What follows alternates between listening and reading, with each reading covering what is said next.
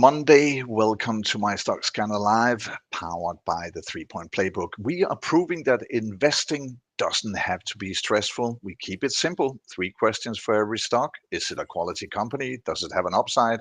And is now the right time to buy? Clear answers, confident choices, and peaceful nights. That's what we're trying to give you guys. I am the guy who get to ask the questions.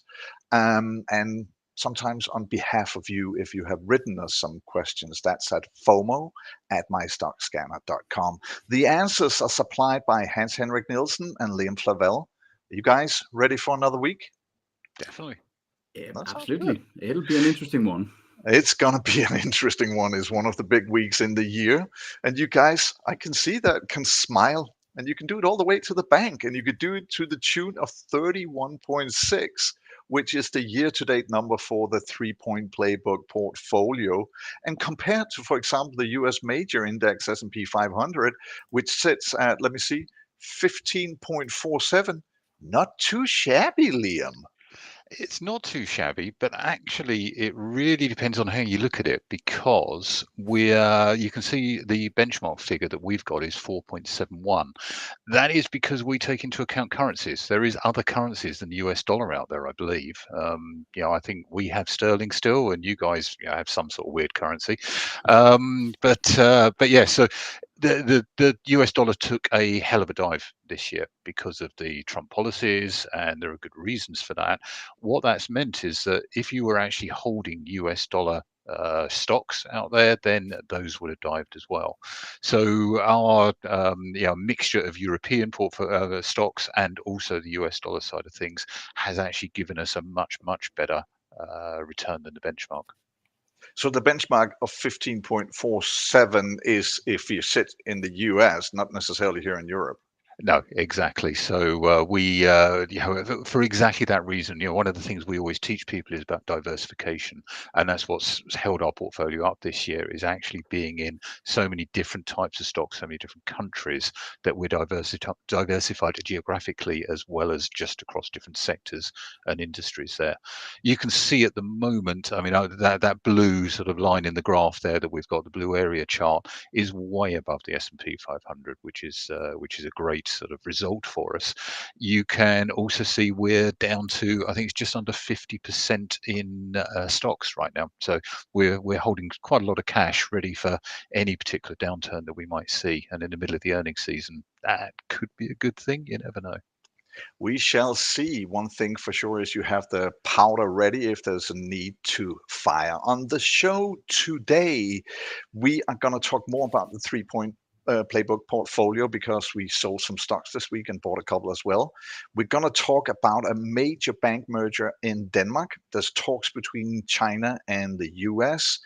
And there's danger for the big supermarkets in the US as well. Walmart, Costco, and others might be hurt by the shutdown. How that all goes together, we will tell you. Defense stocks are in focus again, amongst others, because Norwegian Kongsberg is coming with numbers. Danish Netcompany also on the deck this week with earnings. And in the US, the biggest week of the earnings season, I can say that with no shiver in my voice. We get numbers from Microsoft, Google, Meta, Apple, and Amazon. And then I have a number of today to top it all up with, 255 million, and that's people. What it means, I'll get back to in a second. But let's start with news of the day, Hans-Henrik. Sydbank, eller Sydbank, if we want to talk Danish, Yes. Arbejdernes Landsbank, and Vestjyske Bank mergers. Yeah, there's a Surprise for you? merger. I didn't see that coming. There were some rumors about some consolidation in the banking sector in Denmark, and I would say that is due. There are a lot of very small banks, and as far as I could see, with Sydbank, Arbejdernes Landsbank, and Vestjyske, is that the fifth largest bank now? That is very interesting. And Sydbank's stocks are going up by the tune of, I'm looking up right now, 5%. Good day for them, indeed, to those who hold the Sydbank stocks. Good day. Yeah. Later this week, we're going to get earnings from another big bank. Jyske Bank is coming with earnings on Wednesday, I think it is.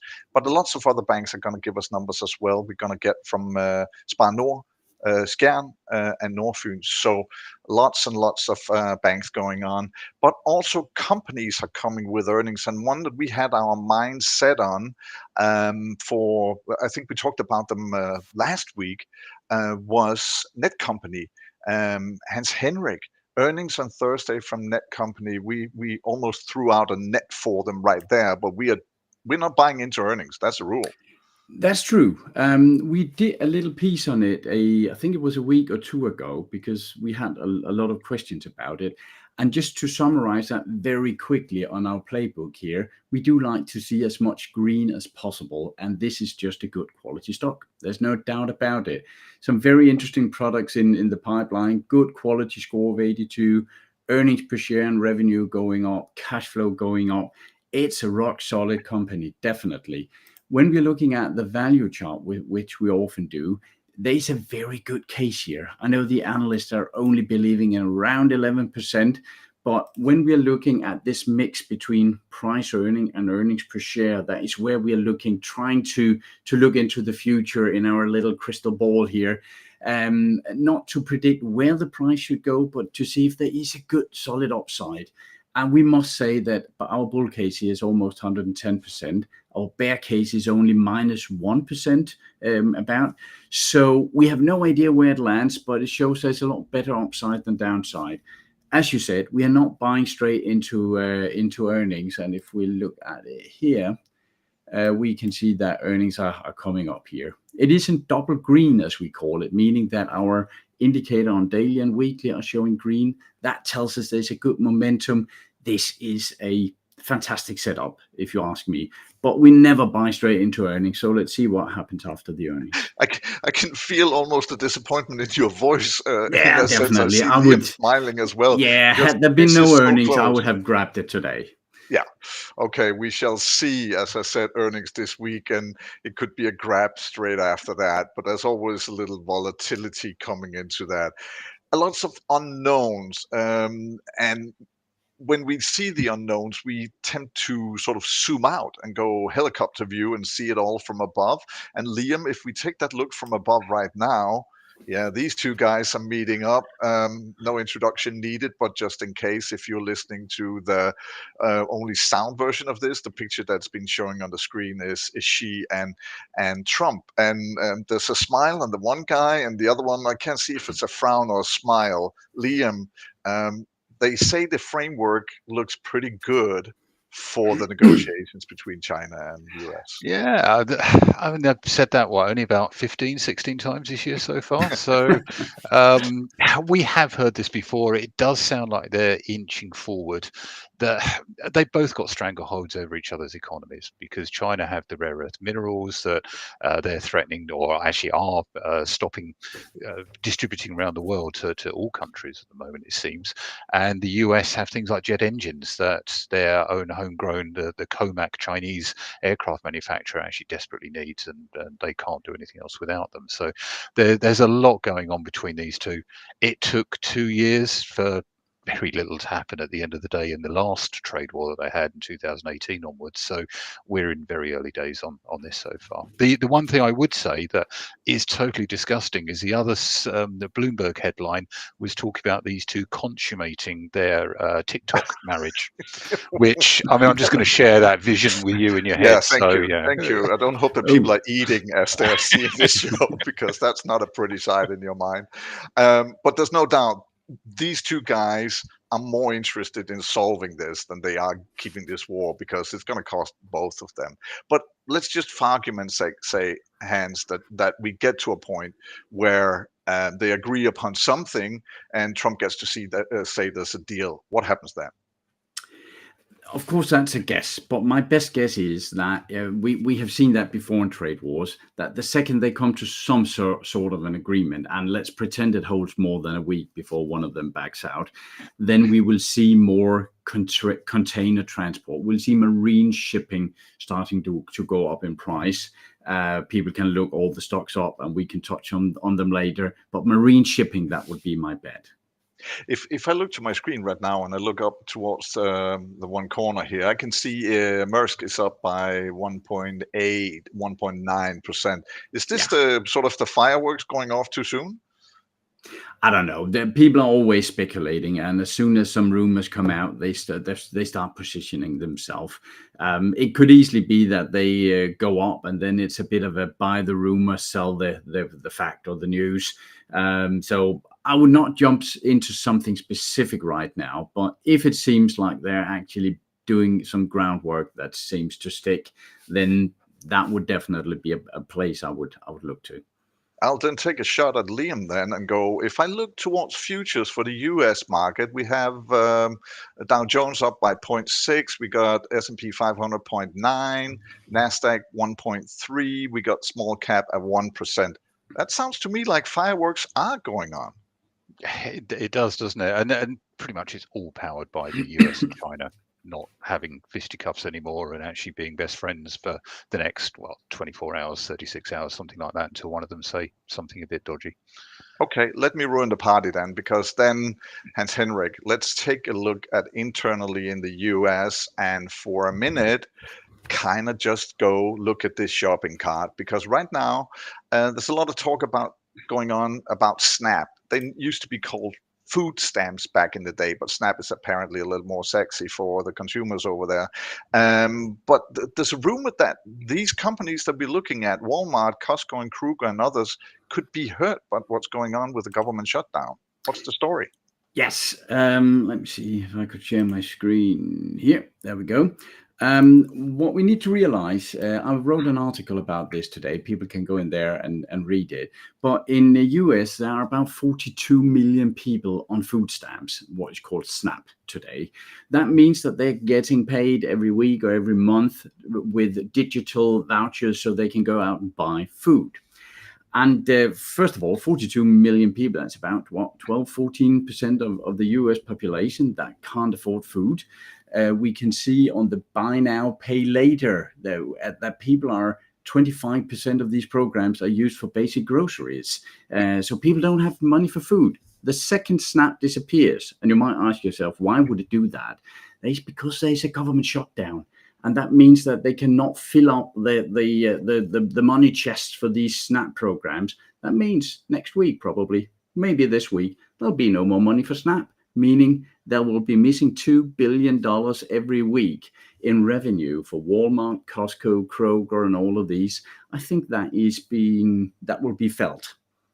Yeah, but are you saying, and I know this is not advice, but are you looking for these companies to take a hit on the stock exchange due to those revenues disappearing? Well, that is a bit harder because, for instance, there's this magic word that they can just throw around these days. They could just mention AI, and there's no better AI stock than Walmart, for instance. so the other day they went out and they threw this AI out in the air, and all of a sudden the stock jumped. However, if this continues, and we should be saying this is about 4% of their revenue on a week-to-week basis they will be losing, which is a lot. But if it's only a week or two, it will not be devastating. But if this goes on all the way through November, for instance, which it could, then we will see the Walmart and Kroger's and so suffer. We should not forget here that it is devastating for the people that all of a sudden have to skip meals. It's terrible, and it can seem it's a bit cynical that we are talking about stocks here, but that is what we do. There's no doubt that that it will have a major impact on a lot of people in the US, and that is one of the reasons why people might be starting taking bets on the shutdown will be over soon, because you don't want 42 million people being angry and hungry at the same time. A lot of people thought that when it started. Our analysis was this will be a record shutdown. The record is 35 days. I absolutely see this going at least halfway through November, probably a bit longer. We shall see. It is a very, very busy week. We mentioned already lots of big companies coming out with numbers, but it also goes for Europe and some of the companies that I know interest a lot of people that are watching our show and reading the articles that you guys put out. Kongsberg are coming with earnings on Thursday. It's not a company that we have in the 3-point playbook portfolio, Liam, but we do have other defense stocks in there. But if we take those two, is there a reason why we have Indra from Spain, and we don't have Kongsberg. Oh, let me just share my screen very quickly, and we will just have a quick look at Indra initially. You can, there we are. So Indra, we'll go through the 3-point playbook very quickly. So Indra is a stock that we bought into. I mean, we had it in February, had a great run with it, with the huge increase that we saw in all the stocks. But we also picked it up again. It came up on our radar on the 25th of September, I seem to remember it was, roughly. And you can see here, again, a bit like the stocks we were talking about earlier on, it's a sea of green on the page here. You can see that the quality score is 93. The earnings per share are going up very nicely, and very green there. The PEG ratio, which is, tells us how much of the price increase that we're expecting is actually priced in right now. Anything below 2.5 is really good, and at 0.82, which is what Indra is at right now, means that there's plenty of gas in the tank for this company to carry on growing and the share price carrying going up. You can also see things like the return on capital employed, the return on equity, and these are the things that they measure how efficiently the company uses cash that's invested inside it. So if a company's got growing or increasing returns in this respect, they're getting more efficient at using the cash that we give them as investors to actually generate more cash for us down the line. So that then is like a circular argument to say, well, earnings per share should go up even faster. And that's what we're buying when we look at these things. We're buying earnings in the future, so that we know the stock is more valuable now than it was back when we bought it. So the reason we aim at quality stocks in the playbook is really because why wouldn't you? If you look at some stocks, and we talked about the quantum computing stocks last week in an article that I did on Thursday, there's no value necessarily in there. There's great ideas and there's great potential, but there's nothing solid within there that we can then say, okay, here's an asset that we've actually bought into. And it's something that very much people like Warren Buffett, Ben Graham, and all of the great investors out there do. And we're just sort of copying sort of their ideas in that respect. So it's a really high quality company.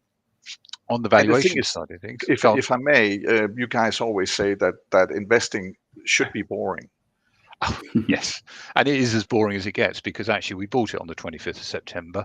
Actually, the 19th, actually, the 19th? Which is even better. Okay. Yeah, I just checked. Yeah, and we bought it in the middle of September, if people are being picky, and yeah, we check it once a day to see that it's going in the right direction.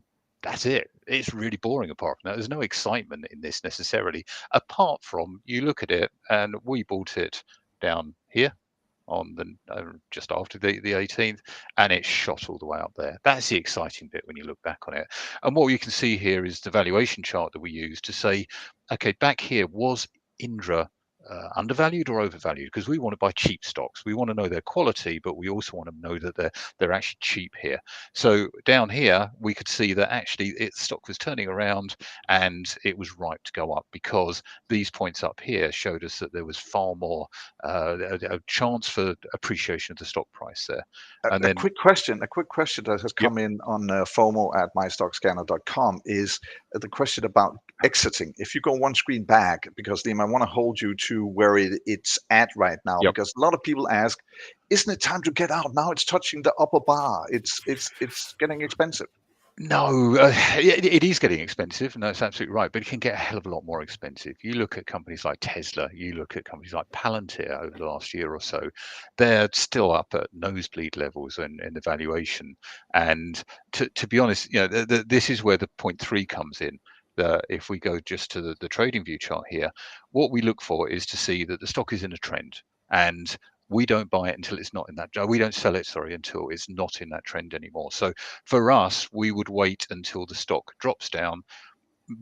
Normally we say the 50-day is the one that we watch, and if it breaches that and then stays underneath it for a day or two, then we sell.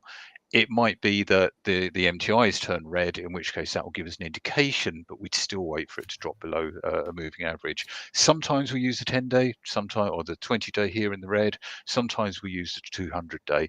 It just depends how much of a rocket ship it's been to go up, like Indra has at the moment. It's way above its 50 days. So we would probably start looking here for warning signs if it drops. If I might add, all of that, all the details here are described in that free course that I made that is on the website, so people can go in there and watch. Yeah, and I would just add one. Yeah. Yeah. I've just had one more thing. We sold Exelixis last week, and it's done exactly what I was just talking about. It dropped below its 200-day and the 50-day, and stayed down there. So it went. Yeah, and that's part of the being a member of MyStockScanner.com, is that you get to look under the hood and you get to look into the portfolio and see the entire portfolio. You get notifications when we are selling and when we are buying. And there was 3 sells last week and 2 buys. And we're not going to go into details with that because we have news from Denmark that we need to talk about. Hans Henrik, you're up here because I saw a piece of news today that Jeffries, one of those that comes with estimates of how much a stock should be valued, and they took a look at Novo Nordisk. I best bet we all have Novo Nordisk. We have to have with the amount of owners there are in Denmark, and they. If somebody got their coffee in the wrong way this morning, it was definitely due to this news, because they said fair price 290, and that's way below where it's at right now. Yeah, I should say I just pulled Novo Nordisk up here on what is called a daily chart, where each of these are a daily candle, so to say. And this is what we drew in last week. This is what is called a head and shoulder formation. And what we said there, and we were chatting with some of our members saying, if this line is broken, that is what is called a neckline on the shoulders and head.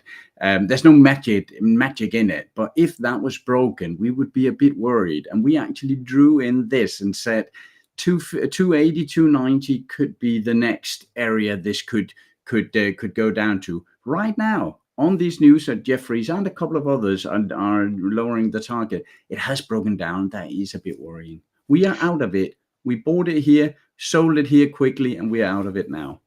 And we are definitely not looking to go in it at the way that the Nope, tune is today, absolutely not. 1.6% down almost on the day. As you can all sense, it is a super busy week we're looking at. We have the 3-point show on Mondays. That's what happens there. On Wednesday, we have the Wednesday watch list. That's when we broadcast next. And the Wednesday watch list is basically the result of the Tuesday poll that we're going to put out tomorrow. We're going to put out Norwegian stocks for you to choose from. Which ones do you want to hear more about? We'll have that in the poll in all our groups on social media. If you look back to Friday behind us, and the reason why I'm pointing back is because on Friday we have our face-off. It was between Pepsi and Coke. That article is to be found both on our platform and then, of course, on our various sites on social media.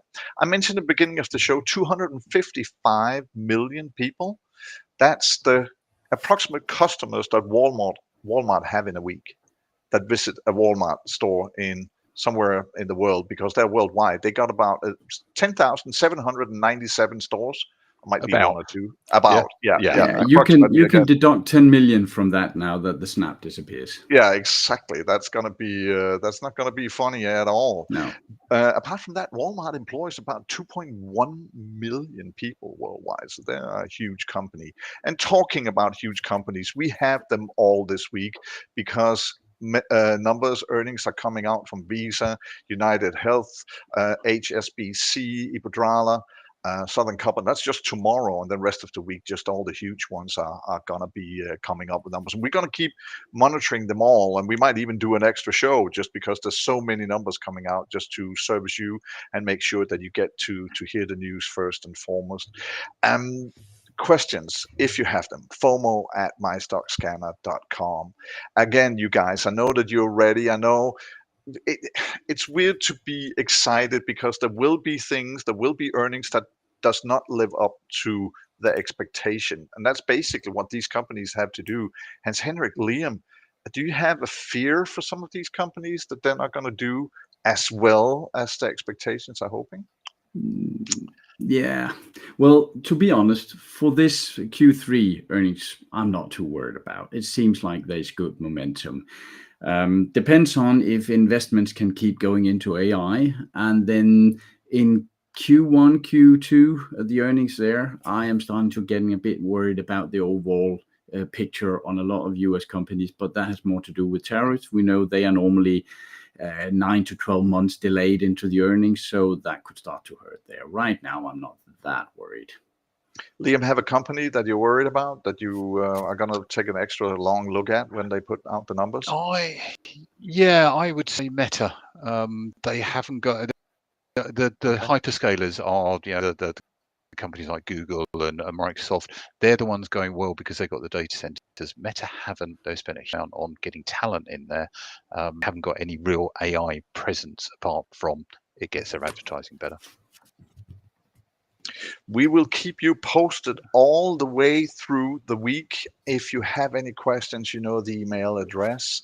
We are wrapping up MyStockScanner Live for today. And remember, every investment gets easier when you focus on three things. It's quality, it's upside, and it's timing. Until next time, happy investing all, and I'll see you guys on Wednesday.